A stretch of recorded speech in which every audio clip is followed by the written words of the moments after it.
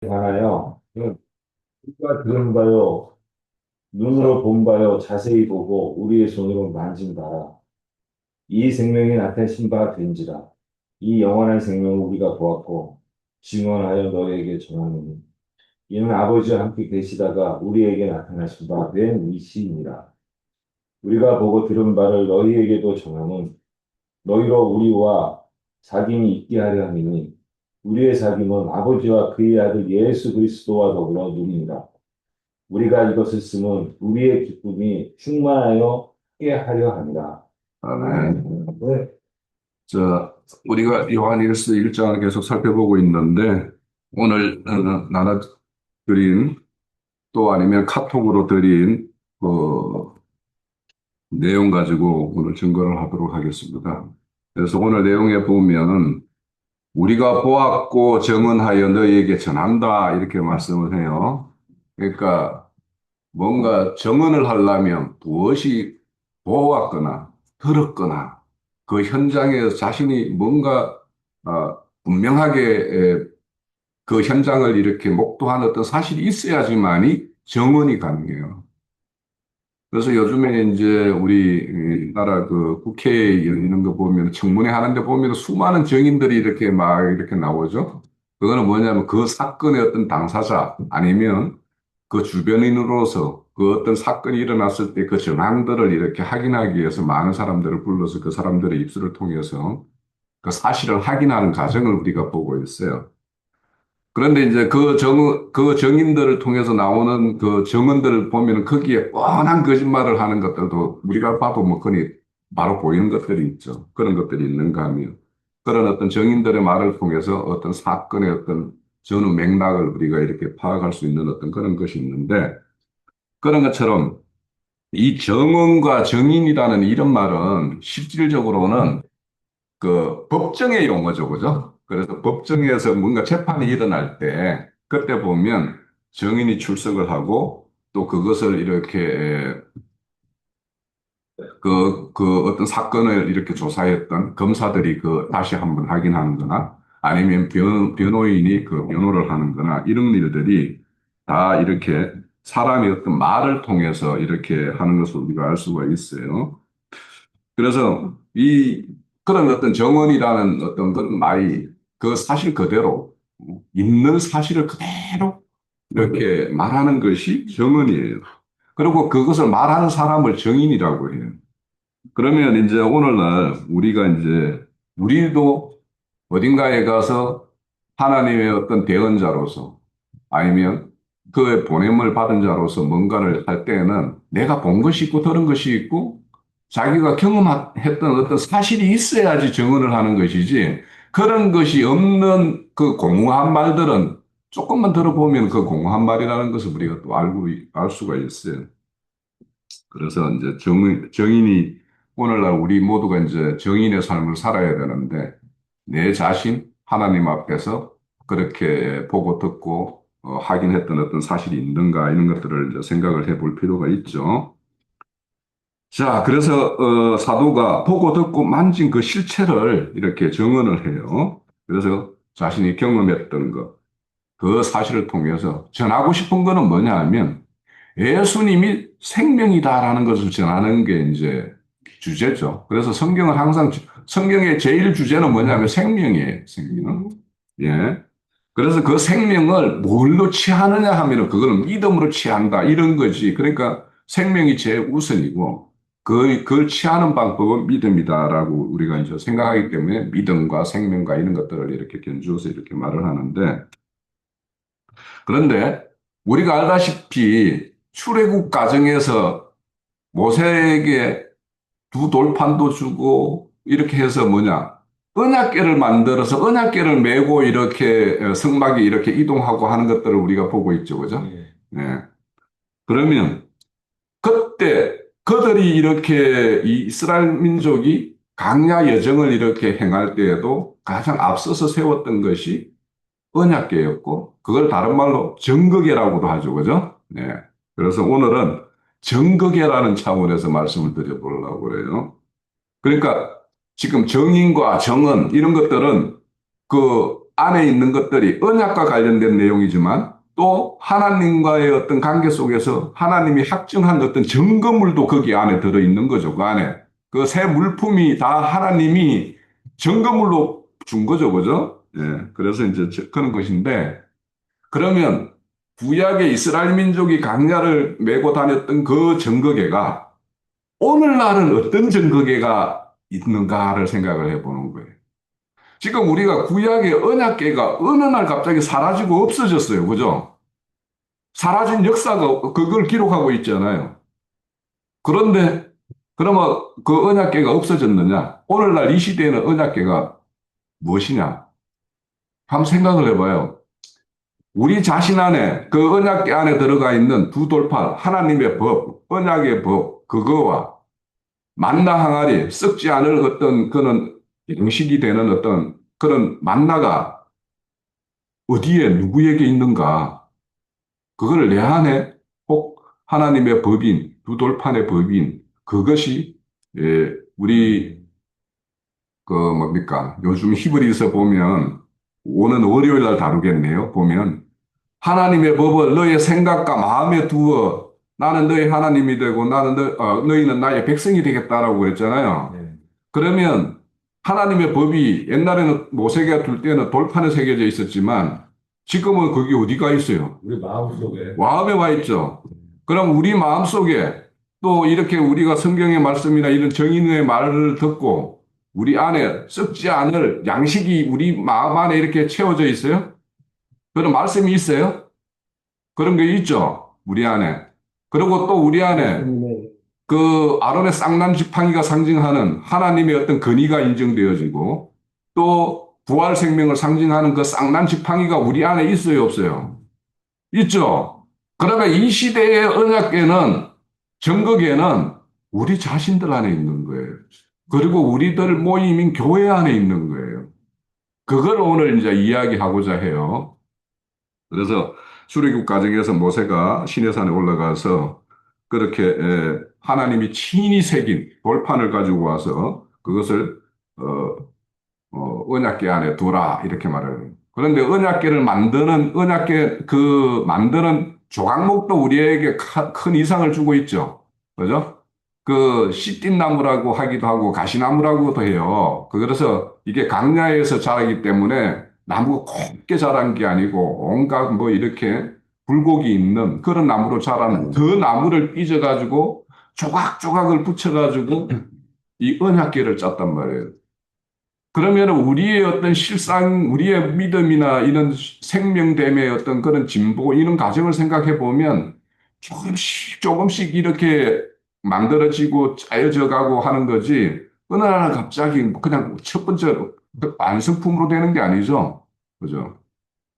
그런 거와 똑같이 그 하나님의 언약과의 어떤 관계의 어떤 우리의 어떤 밀도도 시간이 지나면서 우리의 신앙 과정을 이렇게 전 과정을 통해서 이렇게 하나하나 짜여져서 그거는 어떤 괴짝이라는 어떤 이런 형태를 갖추고 되고 그 안에 우리는 이런 전극의 안에 있는 새 물품을 온전히 이렇게 채워서 이렇게 있는 게 오늘날 우리의 실상이에요.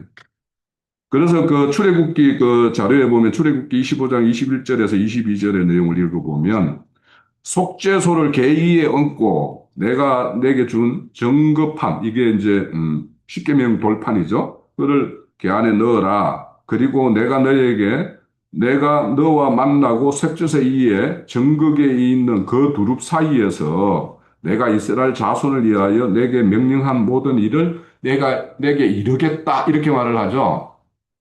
자, 이 말씀 출애굽기 25장의 이 21절 21절 말씀이 오늘날 우리에게 이루어져 있어야 되는 거예요. 그죠? 그래서 뭐냐? 내가 너에게 이를 말을 내가 너에게 일러 주겠다라고 했죠. 그런데 오늘날 우리 성경에 보면 성령이 말하심에 따라서 말하게 하는 말씀 그런 것들이 계속 이렇게 성경 곳곳에 이렇게 등장하고 있죠. 네? 예수님이 마태복음 10장에 제자들을 파송해 갈 때 너희들이 그 당시에 누군가에게 이렇게 세상 군왕들에게 이렇게 가게 되면 내가 그들 앞에서 너가 입을 열어서 이럴 말을 내가 일러주겠다. 이런 말씀 있죠. 그죠? 그래요. 그리고 그 사도행전 2장 4절에 보면 그 성령 강림일 때 그때 보면 베드로가 막 이렇게 성령이 임하여 충만한 상태에서 성령이 말하시기에 따라서 하나님의 나라로 말을 하더라. 이렇게 되어 있어요.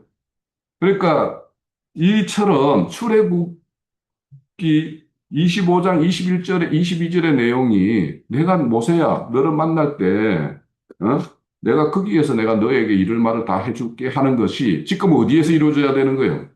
내 심령 안에서 성령님이 나에게 이럴 말을 널 일러 주어야지 내가 말을 할 수가 있는 거예요. 그래서 그것이 구약에 그렇게 모형적으로 보여줬던 것이 오늘날 우리를 통해서 그러니까 실질적으로 그 모형은 실제는 예수님이죠. 그죠? 예수님에 의해서 실현됐는데 오늘날 이 시대에는 어떻게 되었어요? 그 예수님이 우리 안에 들어와서 우리와 함께 하시면서 우리를 통해서 하고 있는 거죠. 자, 이것이 이렇게 실현됐다라는 거예요. 그러니까 정인이나 정언이라는 것은 하루아침에 되는 게 아니에요. 성경 읽고 몇 줄을 뭔가 이렇게 읽고, 그냥 머리로 알았어 해서 그게 정인이 될 수 있는 것이 아니고 그 사람이 그 어떤 말씀을 통해서 내가 하나님과의 온전한 언약 관계에 들어가서 그와 내가 하나의 어떤 연합체가 이루어져서 내가 네 안에, 네가 내 안에 해서 이런 연합체가 되었을 때야 비로소 정은이 될 수가 있고 정인으로서 살 수가 있는 거예요. 그런 것이 오늘 이제 우리가 사도 요한을 통해서 자신이 지금까지 경험했던 것들을 이렇게 증거하고 전하는 말씀을 이렇게 오늘 우리도 이제 이렇게 보고 있어요. 자, 그래서 그 첫 페이지 그 밑에서 두 번째 단락에 보면 그러므로 이 모든 것, 그러니까 히브리서 10장 1절에 보면 율법은 장차 좋은 일의 그림자다 이렇게 하는데 구약의 언약궤나 이런 것들은 다 그림자란 말이에요. 이것이 예수에 의해서 이 땅에 실현되었고 그 예수가 우리 안에 들어오셨기 때문에 오늘날은 우리를 통해서 이게 실현되어야 되는 거예요. 그런 것을 말씀을 하고 있는 거죠. 자, 이런 실체를 믿음의 성도와 교회를 통해서 성취된 사실을 사도의 교회에 보내는 서신을 통해서 이렇게 밝히고 있는 증거를 오늘 우리가 이 시간에도 보고 있습니다. 그러면 고린도후서 3장 3절에 보면 자, 고린도 교회 그 바울 사도가 보내는 편지에서 그 고린도 교회를 이루고 있는 너희들은 우리로 말미암아 나타난 그리스도의 편지다 이렇게 되어 있어요. 그러면 사도가 그들에게 뭔가 들려준 말이 있죠, 그죠? 그 말이 그들 마음 신비에 새겨져 있으면 그 사람들이 누군가에 또 가가지고 이렇게 사도가 전한 말을 또 다시 그들이 전하게 되면 그들이 뭐예요? 사도 바울의 편지로서 어디에 가서 전하는 것과 똑같죠, 그죠? 예, 그렇게 말씀을 하고 있는 거예요. 나타난 그리스도의 편지이니 이는 먹으로 쓴 것이 아니요 오직 살아계신 하나님의 영으로 쓴 것이다. 그래서 우리가 하나님의 영으로 쓰여진 것들을 우리 안에 이렇게 신비에 이렇게 새겨져 있어야 돼요. 쓴 것이요 돌판에 쓴 것이 아니요 오직 이 표지로 넘어갑니다. 오직 마음판에 새긴 것이다. 이렇게 되어 있죠. 예. 자, 그래서 이 마음판에 새겨진 것, 그러니까 볼리비아에 있었던 것이 마음판에 새겨진다라는 그 의미가 어떠한가 하는 것은 오는 월요일 날, 내일 모레, 내일이네요. 내일 히브리서 8장, 우리 8장 그 하반절을 내일 다루는데 그때 참여하셔서 듣기로 해요. 왜냐하면 왜 하나님이 돌비에 새겼던 것을 다시 그 마음에 두게 하셨는가, 마음에 둔다라는 게 어떤 의미인가, 이런 것들은 되게 중요해요. 그래서 그것이 우리의 마음에 새겨져 있어야지만이 우리가 어딘가에 가서 정인으로서 정언을 할 수 있는 것이 되는 거예요. 또 그래서 그런 것들은, 그래서 주님이 언약궤가 중심이 되어서 있어야지 그게 성막이 되고 성전이 되죠. 그죠? 그러면은 지금 언약궤가 우리 신비 속에 이렇게 와 있어 우리 심령 가운데 있어요. 그래서 고린도전서 3장 16절에서는 너희는 너희가 하나님의 전인 것과 하나님의 성령이 너희 안에 거하는 걸 알지 못하느냐 이렇게 말을 해요. 그래서 우리가 이미 성전이 되어야 되고 우리 모임이 성전이 되어야 되는 거죠. 그래서 성도의 모임이 하나님의 임재를 담은 정교하게 되었음을 뜻하기 때문에 더 이상 하나님은 물리적인 게 조각목으로 이렇게 깎아서 만든 그 계 안에 머물지 않으시고 성도의 존재 안에 거하시는 임마누엘의 하나님이 실현되었습니다. 계시록 11장 19절에 보면 이에 하늘에 있는 하나님의 성전이 열리니 성전 안에 하나님의 언약궤가 보이고 이렇게 되어 있죠. 그러면 하늘에 있는 하나님의 성전이라고 이런 표현이 있다라면 땅에 있는 성전이 있었죠. 그죠? 그러면 우리는 이 과정을 거쳐서 땅의 성전의 생활을 하다가 이것이 아니구나 해서 우리는 하늘의 성전으로 옮겨진 자들이어야 돼요. 그죠? 근데 여전히 지금도 땅의 성전의 그 언약궤를 바라보는 그런 사람들이 있겠죠. 어. 그런데 땅에 서서 성전에서 날마다 섬기지만 그 히브리서 10장에 보면 그들은 날마다 서서 섬기지만 자주 드리는 제사를 드려도 그들은 죄를 없이 하지 못한다 이런 말씀이 나와요. 그러니까 그거는 다 모형이라는 거죠. 그러니까 구약의 제사로는 잠시 덮을 수는 있으나 죄를 없이 하지 못하는데 예수님이 이 땅에 오셔서 드린 단번의 제사로 모든 죄를 사할 것을 이렇게 말씀하는 것이 우리 요즘 나누는 말씀인데 그래서 이 하늘 성전이 열리니 성전 안에 언약궤가 보이고 또 거기는 번개와 음성과 내성과 지진과 큰 우박이 있더라 이렇게 말씀을 해요. 그러면 이 언약궤가 있는 하늘 성전이 열렸을 때 이 왜 번개와 음성과 내성과 지진 우박이 있는가? 이거는 하나님의 성전이 그 하는 곳은 거룩한 곳이죠, 그죠? 네. 거룩의 상징이죠. 그러면 거룩의 상징은 거룩함이라는 것은 거룩하지 못한 비거룩에 대해서는 심판이 따르는 거예요. 항상 두 가지가 동시에 오는 거예요. 그러니까 하나님의 거룩한 것이 오면 내 안에 거룩하지 못한 요소를 하나님 다 이렇게 쪼아내야 되죠. 그것이 우리의 어떤 혼의 구원이 이루어지는 거고 그런 어떤 하나님의 구원을 이루는 방면으로 이런 어떤 내성과 지진과 음성 이런 것이 등용되기도 하고 또 온전한 어떤 심판을 위해서도 동원이 되는 거예요. 이런 것들은. 그래서 이런 우리가 어떤 하나님의 음성을 이렇게 들었을 때 내가 기존에 가지고 있던 그런 고정관념이 깨질 때 뭐냐면 지진이 나죠.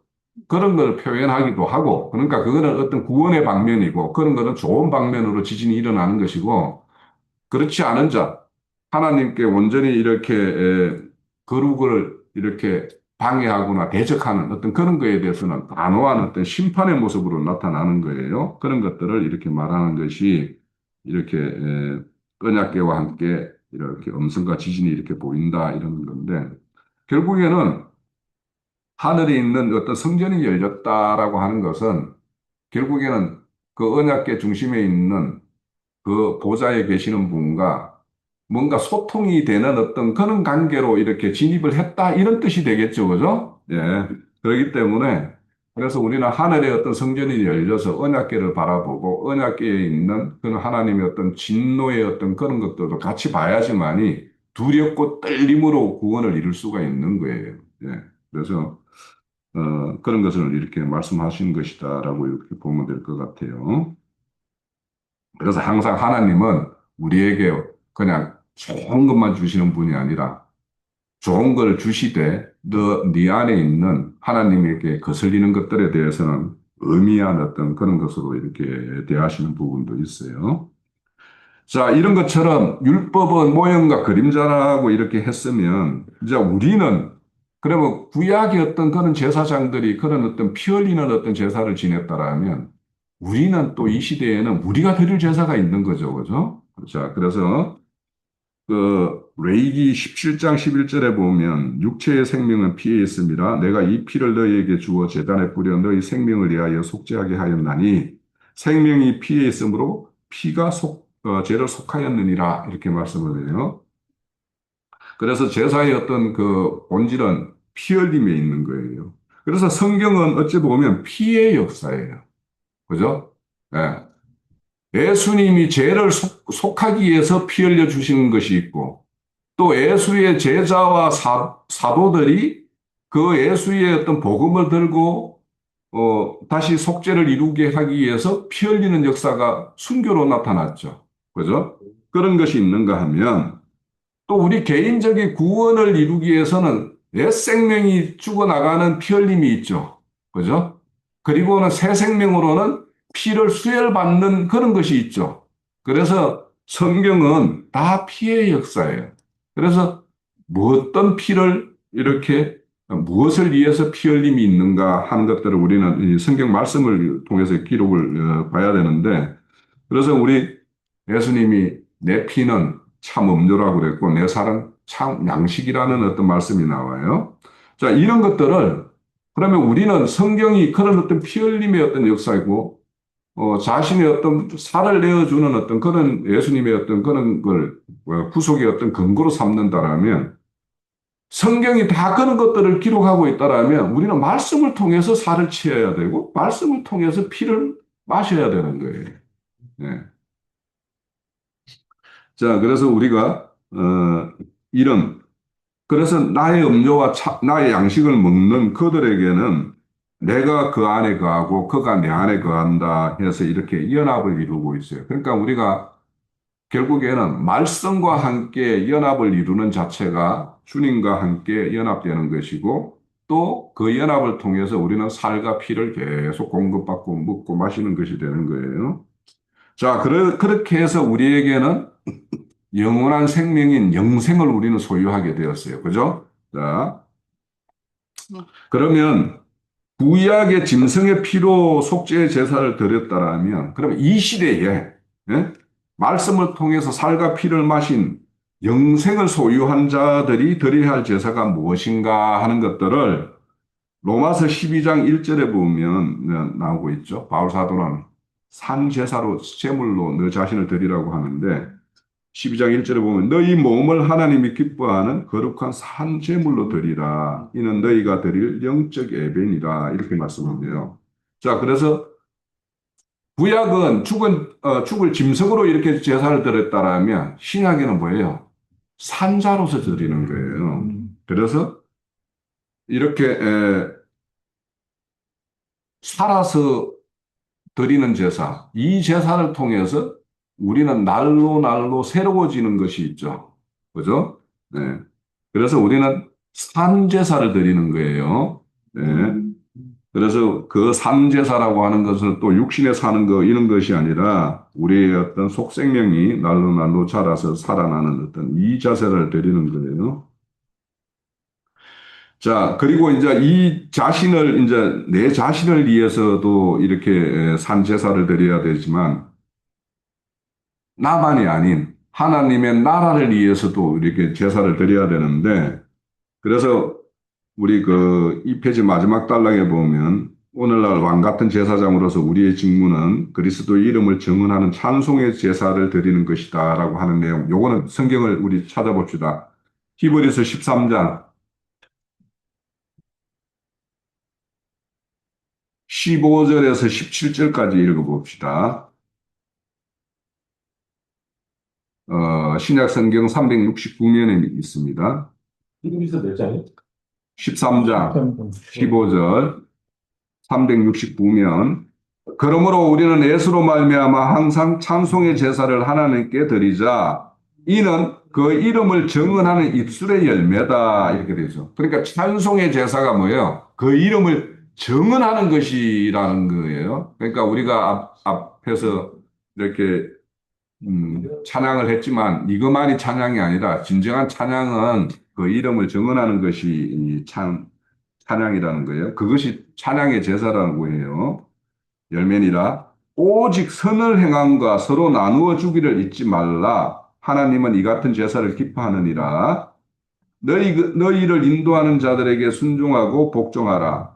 그들은 너희의 영혼을 위하여 경성하기를 자신을 청성할 자 같이 하느니라. 이렇게 말씀해요.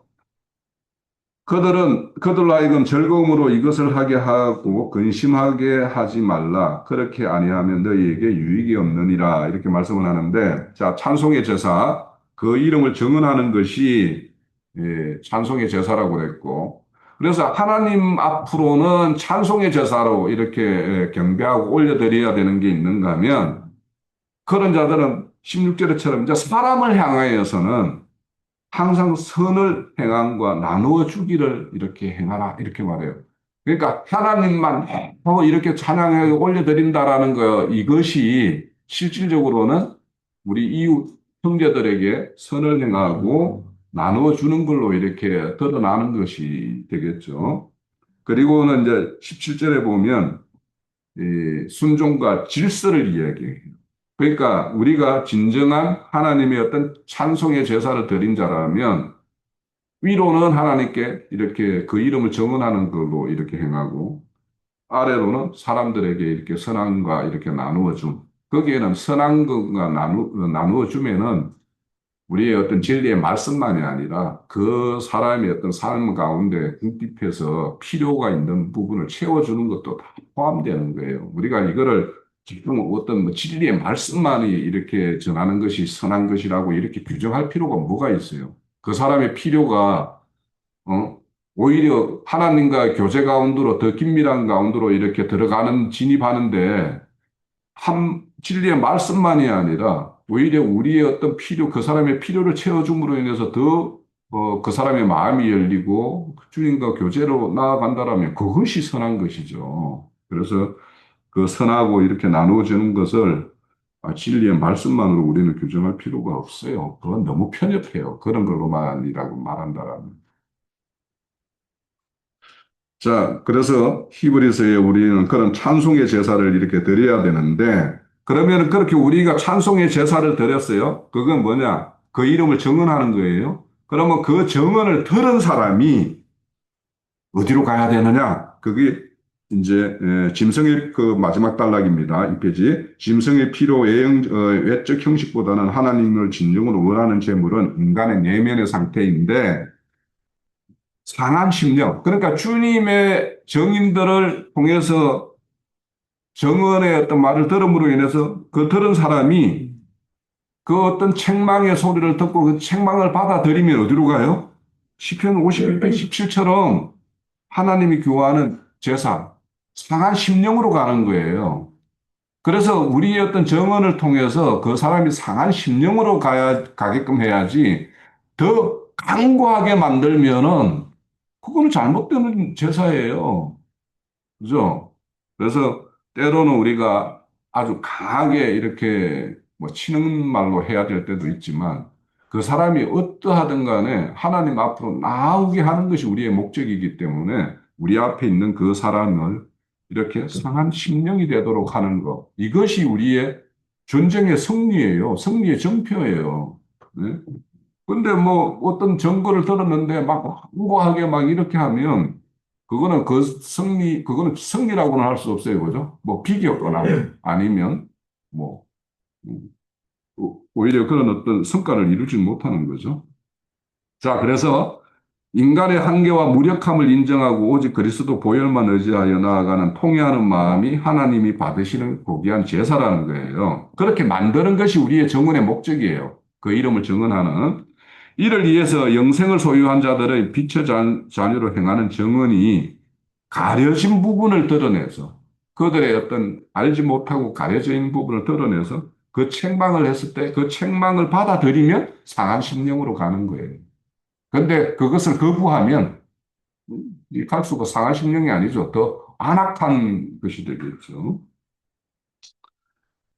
자, 입술의 정언은 반드시 손과 발의 어떤 실천이 이어야 되는데 성경은 이것을 직접적인 어떤 제사라고 부르는데 히브리서 16 우리가 금방 읽었던 오직 선을 행하고 서로 나누어 주기를 잊지 말라. 하나님은 이 같은 제사를 기뻐하신다라고 이렇게 말해요. 그래서 사도가 이동하는 언약궤로서 사랑과 생명을 보내듯 도움이 필요한 이웃들에게 구체적인 사랑을 베푸는 그 자체가 이 시대에 우리가 드릴 제물과 제사가 됩니다. 그래서 우리의 제사가 이제 어떤 것인 거 알겠죠? 그 이름을 정언하는 것과 선을 행하여 서로 이렇게 나누어 주기를 잊지 않는 것, 이런 것들이 이제 우리의 드릴 제사라는 거예요. 그러면 이런 어떤 정인의 정언과 이렇게 파수꾼과 이렇게 똑같은 어떤 내용이 이렇게 맥을 같이 하죠. 그런데 이제 이런 어떤 정인의 정언을 이렇게 경외시하고 그는 어떤 책임을 이렇게 등한시하게 되면 이 파수꾼에 대해서 이렇게 죄를 취하겠다라고 하는 그 에스겔서 33장 6절의 말씀이 있죠. 자, 막 칼이 오고 있어요. 그러니까 그를 해하려는 어떤 그런 칼이 임하는데 파수꾼이 그것을 보고 나팔을 불지 아니하여 그 백성이 경고하지 아니하므로 그들 중 한 사람이 그 임한 칼에 제거당하면 그는 그가 듣지 못하여서 그 제약으로 말미암아 이렇게 제거되겠으나 그 파수꾼이 그 나팔을 불지 않으므로 그가 이렇게 경고를 취하지 못한 것에 대해서는 파수꾼에게도 이렇게 책임을 묻겠다라는 말씀이 나와요. 자, 이것이 이제 오늘날 우리에게는 우리의 어떤 정인과 정언의 어떤 삶과 딱 매치가 돼요. 그러니까 우리가 지금 이 시대에 우리가 정인으로서 우리 입을 열어서 하는 정언을 듣지 못해서 그가 이렇게 임하는 칼에 의해서 해를 당한다라면 그 책임을 우리에게 묻겠다라는 것과 똑같아요. 그래서 우리가 이 정언의 책임을 다 같이 있는 거죠. 그러므로 성도의 입술은 나팔과 같아서 이사야서 58장 1절에 너의 목소리를 나팔같이 높이라 이렇게 말을 하는데 이 나팔의 소리를 남이 들을 수 없게끔 작은 소리로 해도 문제이고 아예 입을 꼭 닫고 있어도 문제가 되겠죠. 그래서 정의는 말씀을 진리를 선포하는 그런 입술의 사명을 이렇게 가지고 있는 자들입니다. 그런데 이런 어떤 정의는 반드시 자기 입술이 정결해지는 과정이 있어야 되죠. 그죠?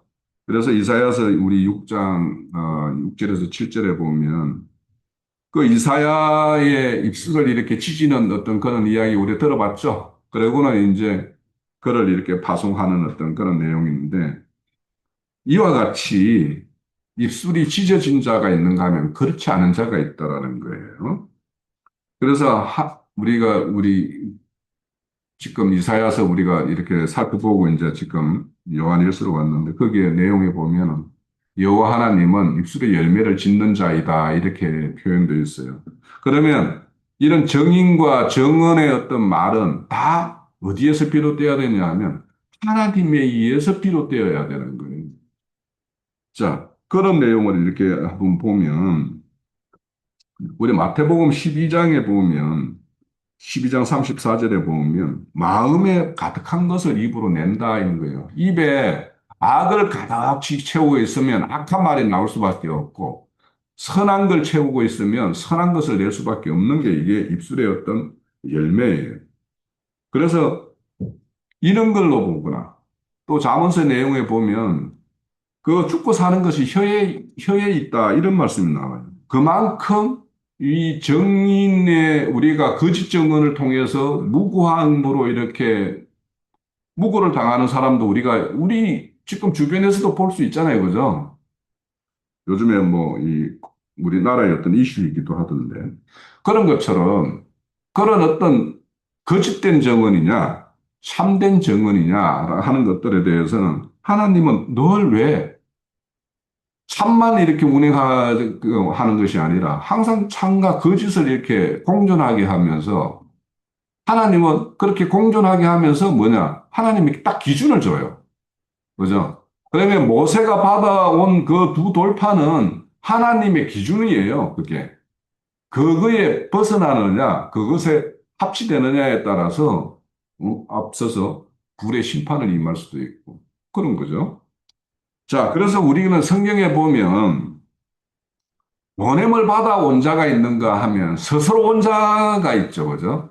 그래서 스스로 온 자와 이렇게 보냄을 받은 자, 이런 것을 이렇게 대비시켜서 말씀을 하는 것이 많이 있는데, 그래서 하나님은 항상 이렇게 스스로 온 자와 하나님 직접 보낸 자, 이런 것들을 이렇게 공존시키는 것은 그들의 어떤 영적 분별력을 통해서 아, 네가 나에게 속한 자인가 아닌가를 이렇게 분별하는 것이 예, 그런 어떤 거짓과 참을 공존시키는 어떤 이유예요. 자, 그래서 그 3페이지 마지막 단락에 보면 보냄받은 자의 핵심은 보냄받았다라는 사람은 뭐냐면 첫 번째, 자기 부인하는 거. 자기가 부인된 자여야 되고 그거는 아까 이사야의 입술을 이렇게 숯불로 찢는 것과 같죠.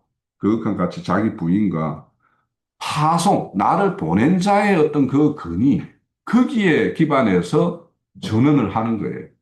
그래서 예수님도 요한복음 12장 49절에 보면 내가 내 자의로 말하는 것이 아니요 나를 보내신 아버지께서 내게 말할 것과 이럴 것을 왜요? 친히 명령하여 주셨다 이렇게 말씀을 하고 있어요.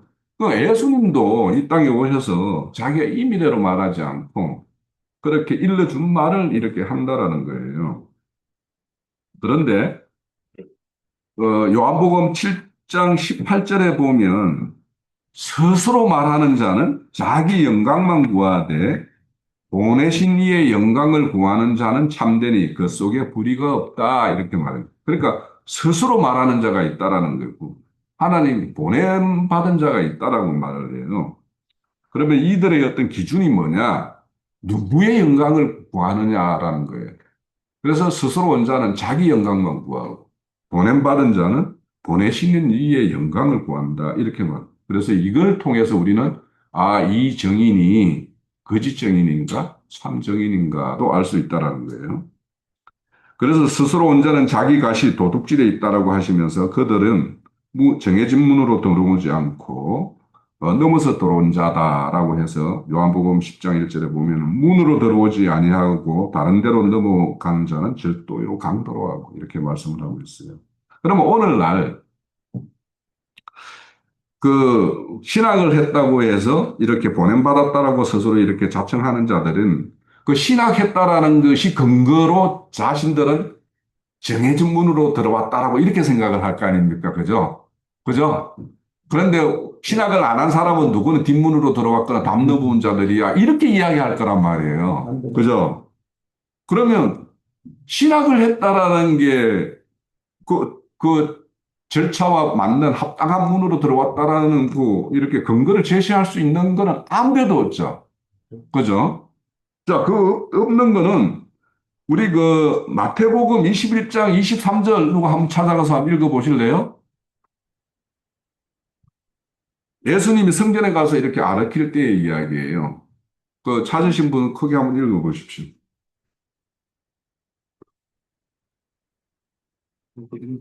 마태복음 21장 23절. 예수께서 성전에 들어가 가르치실 때 대제사장과 백성의 장로들이 나와 가로되 내가 무슨 권세를 이를 하느냐 또 누가 이 권세를 주었느냐 예수께서 대답하시되 나도 한 말을 너희에게 부르리니 너희가 대답하면 나도 무슨 권세로 이런 일을 하는지 이르리라. 요한의 사례가 어디로서 왔느냐 하늘로서냐 사람에게로서냐 저희가 서로 의논하여 가로되 만일 하늘로서라 하면 어찌하여 저를 믿지 아니하였나 할 것이요 만일 사람에게서라 하면 모든 사람이 요한을 선지자로 여기니 백성이 무섭다 하여 예수께서 대답하여 가로되 우리가 알지 못하노라 하니 예수께서 가라사대 나도 무슨 권세로 이런 일을 하는지 너희에게 이르지 아니하리라. 아멘.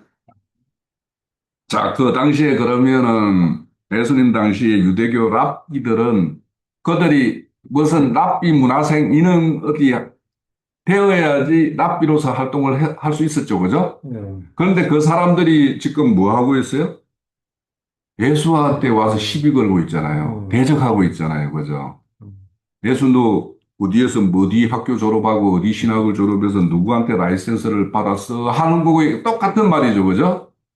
그러니까 지금 내가 신학을 했다라는 근거로 나는 정문으로 들어왔어. 바른 절차대로 이렇게 나는 보냄받은 자야라고 한다라는 것은 이 당시에 유대교 랍비들이 하는 거, 율법과 서기관들이 하던 일과 똑같죠, 그죠?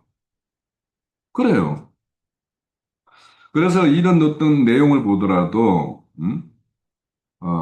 지금 오늘날 이렇게 우리 어떤 그 교계의 어떤 그런 주장들, 이런 것들이 얼마나 허무맹랑한 것인가를 우리는 또 알 수가 있고, 그 당시에 예수님이 이제 그렇게 말씀을 하셨어요. 요한복음 5장 43절에 보면 나는 내 아버지의 이름으로 왔음에 너희가 영접하지 아니하나 만일 다른 사람이 자기 이름으로 오면 영접하리라 이렇게 말씀해요. 오늘 이런 현상이 딱 일어나고 있는 거죠. 그죠? 음. 자, 참된 정인의 정언과 파수꾼이 같은 맥락으로 연결해 보면 더욱 선명해지는데 참된 파수꾼은 하나님의 성벽 위에 세우신 자입니다. 그는 자기 기분에 따라 나팔을 부는 것이 아니라 하나님이 보여준 그 실체를 보고 본대로 그죠? 그렇게 경고하는. 그래서 참된 정의는 정언은 정인이 사건을 만드는 자가 아니고 일어난 사건을 그대로 전달하는 자예요. 그러면은 이 전달은 하나님의 말씀에 기록된 말씀이 자신의 어떤 인생사에서 경험되었던 그런 사실들에 기반해서 말씀을 보고 말씀을 해석하고 그 말씀 속에 있는 것들을 이렇게 양식으로 공급하는 게 맞죠, 그죠? 예.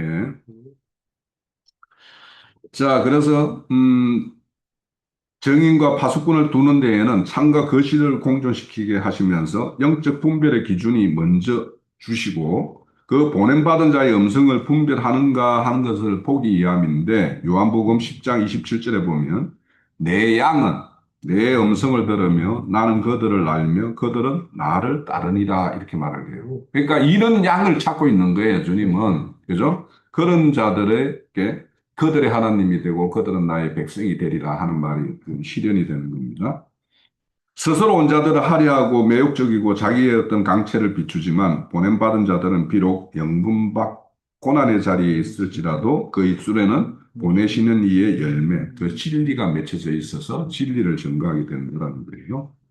이러한 정은 고난 속에서도 더욱 빛나는데 정인의 삶은 영광스러운 결말을 약속받지만 그 과정은 세상의 가치와 충돌하기 때문에 고난의 여정일 수밖에 없다라는 거예요. 정의는. 왜냐? 요한복음 15장 19절에 보면 너희가 세상에 속하였다라면 세상이 그 자기의 것을 사랑할 것이나 너희는 세상에 속한 자가 아니요 도리어 내가 너희들을 세상에서 택하였기 때문에 세상이 너희를 미워한다 이렇게 되는데 여기서 너희를 세상에서 택하였다라는 건 뭔 말이냐면 콕 집어서 뽑아 올렸다 이런 뜻이에요. 그래서 우리가 이제 이따가 이제 2부에서 우리 오늘 김기훈 형제가 여러 가지 질문 준 것 중에서도 아담은 그 많은 무리 속에서 이렇게 콕 집어서 택한 자예요. 예. 그건 이따가 말씀은 이제 더 나누기로 하고.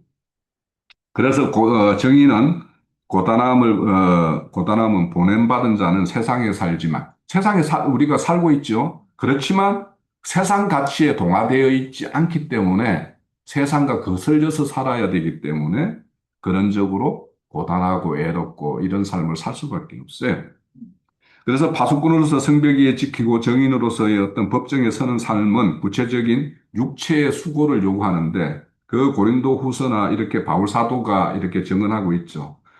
나의 수고가 넘친다. 나는 옥에 갇히기도 하고 매도 맞기도 하고 헐벗고 굶주렸고 막 이런 어떤 그런 정인의 어떤 삶의 어떤 실체를 그대로 이렇게 기록하는 것이 이렇게 있어요. 그와 같이 정의는 그런데 오늘날 뭐 정인들은 교회 하나님의 어떤 대언자라고 하는 사람들은 이거와는 상관이 없죠, 그죠?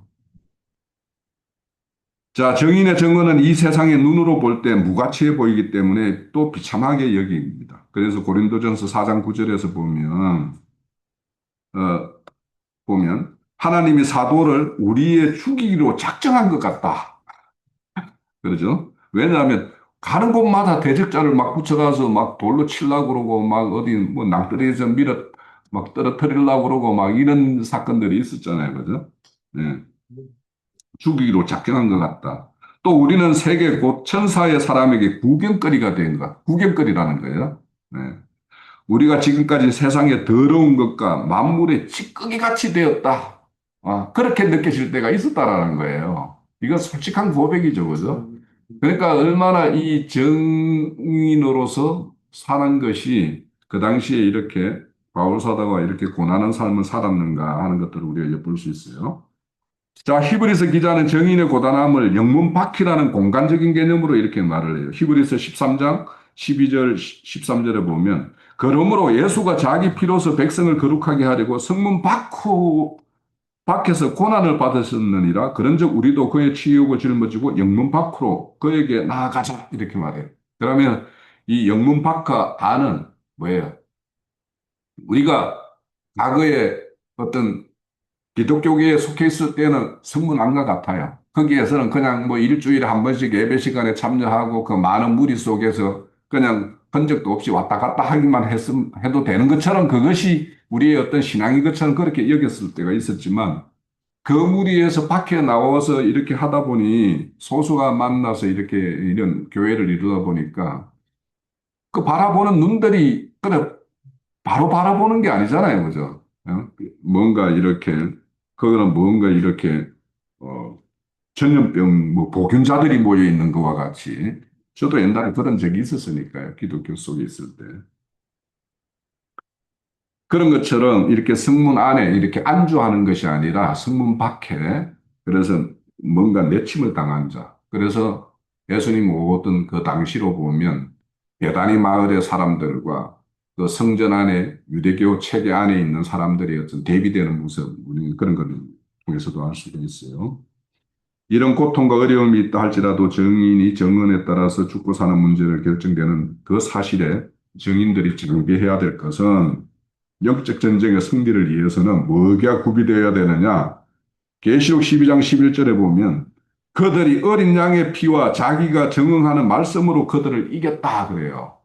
그러니까 우리가 다른 걸로 이기려고 그러면 안 돼요. 막 혈기나 이런 걸로 큰 소리, 목소리 높여가지고 이런 걸로 이기려고 하면 안 되고 그 사람들에게 어린 양의 피, 이 어린 양의 피는 승리의 가장 기본되는 그게 근거가 되는 거예요. 그래서 어린 양의 피에서 제사함이 일어나고 사탄의 참소도 이렇게 차단하고 하나님의 관계도 회복할 수 있는 것이 어린 양의 피 때문에예요. 그런데 그 어린 양의 피를 누구야? 우리의 입술로 이렇게 정언하는 걸로 인해서 이제 그 정언을 듣는 사람들이 자신의 옛사람을 이렇게 처리하는 그래서 혼적인 어떤 그런 옛사람의 생명을 처리받는 이런 것이 일어났을 때 진정한 승리가 되는 거죠. 네. 그러니까 승리가 뭐 큰 소리 쳐가지고 논리적으로 이겼다고 해서 그 자리에서 내가 말 빠려서 이겼어. 이게 승리가 아니고 그 사람이 진정 정인의 정언을 듣고 제사함을 받고 마단의 참소를부터 자유함을 얻고 그래서 궁극적으로는 하나님과의 관계가 이렇게 회복되어서 아버지와 아들로 남편과 아내로서 이런 어떤 관계로 다시 진입하는 거 이것이 이제 승리의 요건이 되는 거예요. 자, 마지막 6페이지 잠깐 읽어보고 마칠게요. 6페이지. 자, 중간 단락에 보면 하나님은 사람의 손으로 지은 건물에 계시지 않고 믿는 자의 심령 선전을 거처로 삼습니다. 따라서 그리스도의 통치가 실현되고 그분이 안식하는 곳이 성도의 심령이에요. 그래서 심령 안에서 그분이 오셔서 우리에게 입을 열어서 정언한 말을 열어줬을 때 정언하는 것이 정인의 정언이 되는 거예요. 자, 그래서 그분은 지금 우리 히브리서에 보면 단번 제사로 모든 죄를 사하는 어떤 그런 것을 이 길을 통로를 열어놓고는 우리 우편에서 앉아 계신다 이렇게 말씀을 하고 있어요. 그러면 그 우편이라는 것은 그 이기는 자의 어떤 권위와 그 영광, 건세가 이렇게 주어지는 것이 그 우편인데 거기에서 지금은 그러면 신야 아니죠. 우리를 위해서 중보의 일을 이렇게 하고 계세요. 그죠?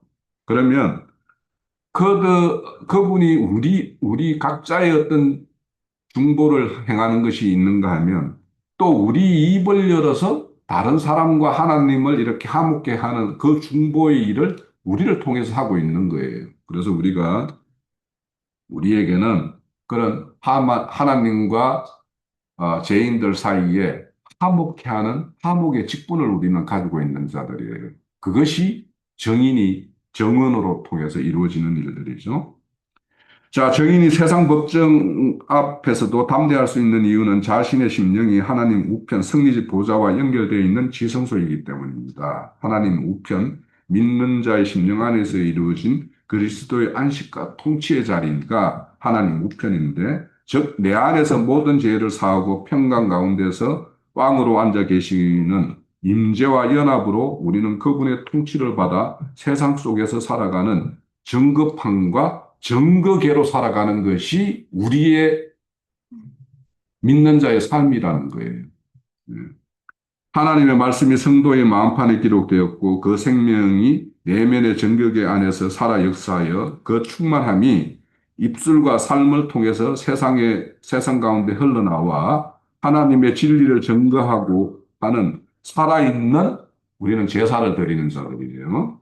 따라서 정인의 정언은 단순한 말이 아니라 예배이며 제사이며 하나님의 임재가 드러나는 통로가 되는 거고, 성도의 삶은 열린 언약궤로 그 입술은 그 안에 담긴 생명이 터져 나오는 출구다라는 거예요. 이게 정인의 입술의 열매예요.